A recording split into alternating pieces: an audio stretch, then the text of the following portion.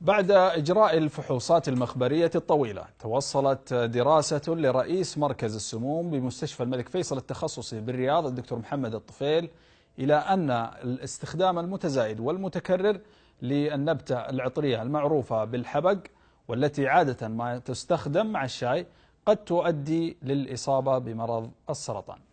للحديث حول هذا الموضوع ينضم معنا عبر الهاتف صاحب هذه الدراسة، رئيس مركز السموم بمستشفى الملك فيصل التخصصي بالرياض الدكتور محمد الطفيل. مرحبا دكتور محمد.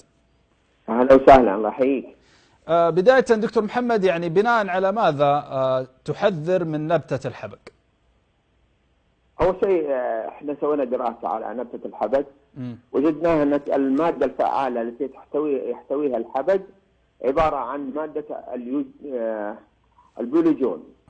ماده البيوليجون هذه معروفه من زمان، مو بانها موجوده ماده البيوليجون معروفه انها في الحبق، لا، معروفه كماده كيميائيه لها تاثير على المراه خاصه.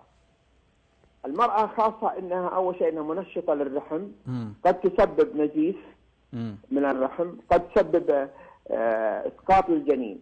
طبعا هي بهذه الطريقة ليست بورقة او ورقتين او كمية بسيطة تحطها مع الشاهي ولكن اكل اوراق الحبق بكمية عالية جميل تسبب اسقاط الجنين. طيب دكتور، طبعا احنا اطلعنا عن في دراستين من هذه الدراسه التي الكم الهائل من الدراسات على ماده الحبق. جميل. اطلعنا بدراستين فقط. طيب دكتور محمد، انها تسبب السرطان. دكتور محمد، احنا معنا الحبق ومعنا النعناع في الاستديو. هذا الان هو الحبق، ويمكن الزملاء المصورين ياخذون عليه لقطه.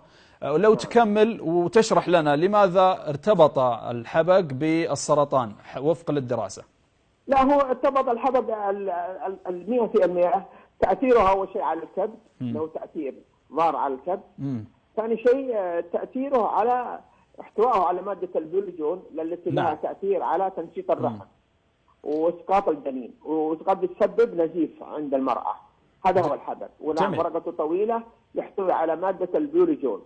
مادة البيوليجون لو تبحث عنها بالنت ولا بالميد لاين ولا باي شيء، ان لا نتكلم عنها، ابحث عن مادة البيوليجون، المادة الكيميائية، المادة اللي يتركب منها المادة الفعالة في الحبق. طيب طبعا الحبق له اسماء كثيرة.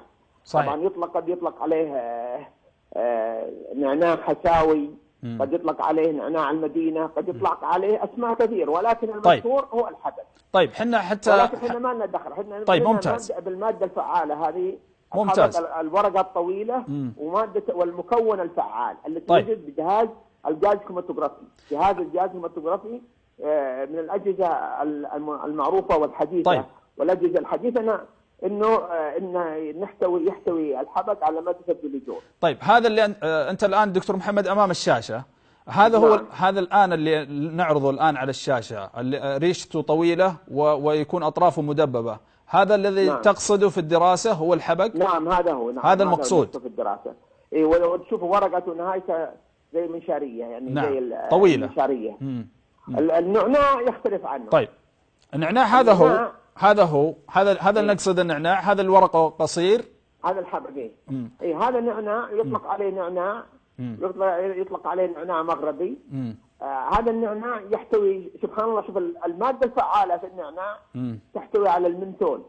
جميل. المنثول طبعا هذا مادة موجودة، المادة الرئيسية في النعناع. وهذه المادة هذه المنثول جيدة، ممكن نستخدمها لراحة الأعصاب، لراحة العضلات، ممكن تطرد الغازات من الأمعاء، ومن تطرد الغازات اللي هو النعناع. إذا النعناع مركب فعال تشربه في أي وقت، وما يطلق على النعناع أنه مادة مفكرة للرجل، هذا غير صحيح. طيب النعناع مادة جيدة تطرد الغازات. ممكن، وطريقة النعناع لا تغلى على أو طريقة الحبق لا تغلى على النار، إنما هو مجرد أنك تحط ورق النعناع، تقطعه وتحط ورق النعناع بالتربس او في الكاس وتصب عليه ميه مغليه. طيب الشاي المغلي تتركه نص ساعة تشربه. طيب دكتور، النعناع له رائحة أول شيء إنه محسن للطعم، محسن نعم. للريحة.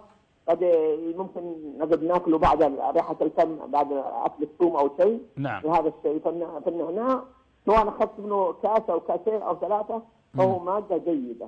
طيب دكتور محمد، أنت تقصد بموضوع الحبق والمادة التي تحتويه بحكم الدراسة التي أجريتها أنها أحد مسببات السرطان.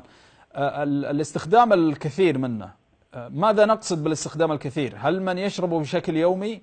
هل هناك يعني مثلا شخص يشرب الحبق منذ سنوات، ومن الناس الذي يعني لا يطعم للشاي طعم أو يستلذ فيه إلا بوجود الحبق؟ إذا مثلا يشرب في اليوم كأس واحد، هل له ضرر على المدى البعيد؟ حسب الأوراق اللي تحط، حسب كمية الحبق في الكاس يعني. حسب الكمية من الحبق. إذا حطت ورقة طبعا الحبق رائحته نفاذة جدا، يعني تحط نعم. ورقتين صحيح. مع الشاي أو تحط ورقتين مع بكاس الموية يطلع لك ريحة جيدة جدا ونفاذة. نعم. هذا لا أقصد هذا الشيء. الكمية العالية يعني أنا يكلمني أحد كبار السن، نعم.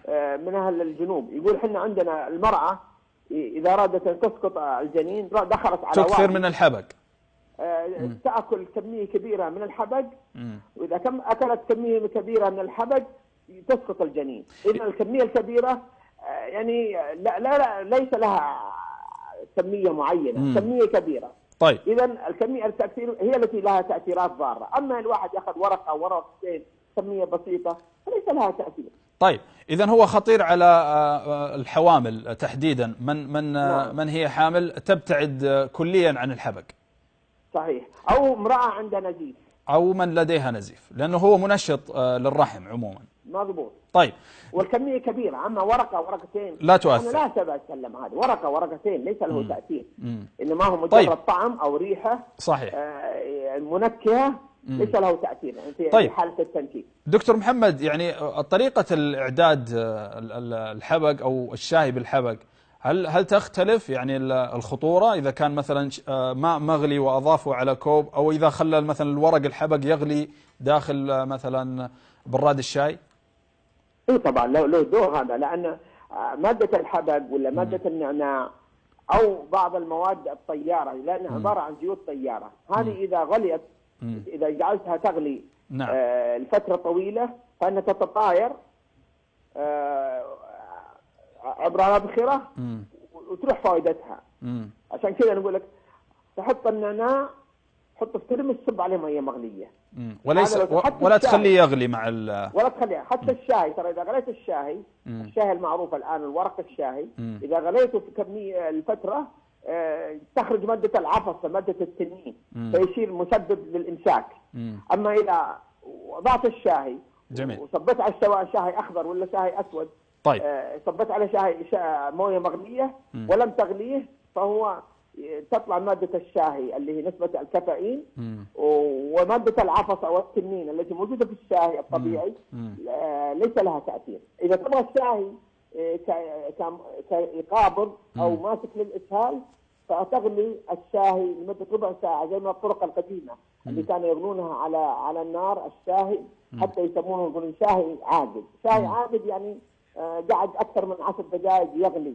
إذا غلى فترة طويلة الشاي تحول الشاي هذا من مادة الكافيين، نعم، وبقت كذلك اللي مادة العفص أو مادة التنين أو المادة اللي القابضة. جميل.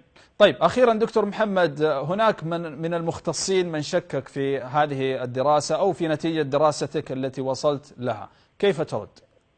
والله أنا طبعا أنا لا أشكك. اللي شكك يرجع إلى الأجهزة. جميل. الفاصل بيننا وبين اللي من يشكك الأجهزة التحاليل. نعم. يعني الأجهزة هذه موجودة سواء عندنا في المستشفى التخصصي أو موجودة في أمريكا أو في بريطانيا. فليفحص ويتأكد.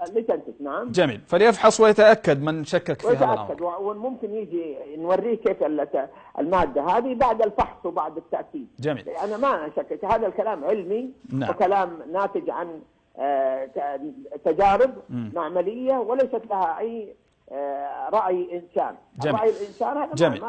ما له جميل. يعني ليس له قيمة رأي الإنسان. صحيح. طيب، كل الشكر لك رئيس مركز السموم بمستشفى الملك فيصل التخصصي بالرياض الدكتور محمد الطفيل.